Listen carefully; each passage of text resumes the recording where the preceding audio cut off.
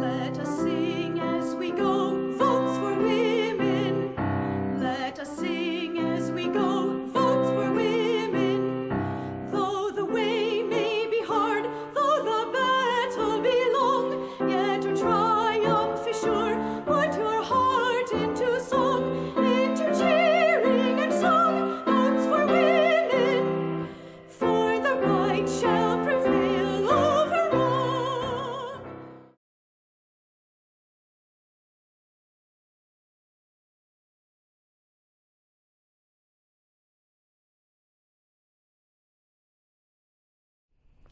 Hello, welcome to Votes for Women, women's journey to be heard and be treated as an equal. In 2019, members of the Wayne County Historical Society embarked on a journey to chronicle the story of women's suffrage from a local perspective. We were scheduled to take our final step on March 22nd, 2020.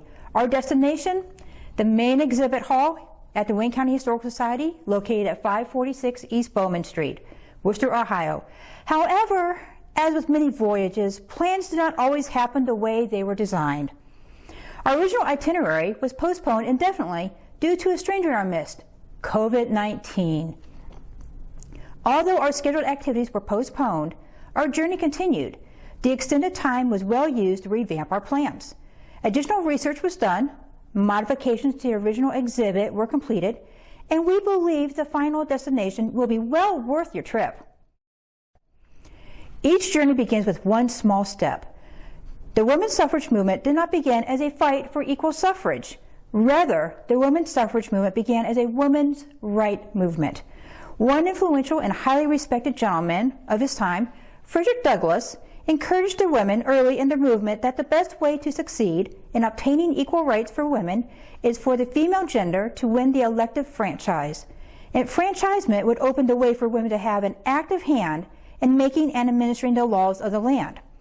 Please note, for many centuries, women were not treated as equal to men. Their place in society was in the domestic sphere. They did not have the same legal standing as men and had no voice in government. They did not have many of the rights women in the United States enjoy today. So come on aboard our time travel machine as we take a virtual tour of what awaits you at the exhibit hall. Our first step, colonial and early America. Here we will learn the role women were expected to play while under English rule. We will meet two women who dared to express their views in letters and publications. The journey will continue into antebellum America. This was a dark time during our history. However, women played a very important role in abolition. They spoke out against the enslaved. They helped slaves find freedom through the Underground Railroad. Actually, it was during this time, 1840 to be more precise, when two ladies met for the first time, two ladies who would help pave the journey for women in the United States to fight for women's rights. Next stop, 1848, Seneca Falls, New York. It was here that the first Women's Rights Convention was held. Continuing our travel through time, we will witness how opportunities were slowly opening for women. Many were given the opportunity to further their education beyond primary school. They were graduating not only from high school, but from college. Yes, you heard me right. They were actually graduating from college. Here in Ohio, Oberlin was the first college to offer entry not only for women, but for the freed black man too. Better education and opportunities to travel provided exposure to new and often different ideas from the norm. Willingness to think outside the domestic sphere opened the floodgates and empowered women to boldly find their voice. Watch as you see the movers and shakers take leadership roles and organize the troops. Then experience a dramatic setback in women's rights movement when the war between the states broke out. Through all the disease and bloodshed, women continued to step into leadership roles during this time. Let's pause for a moment. Look to the horizon.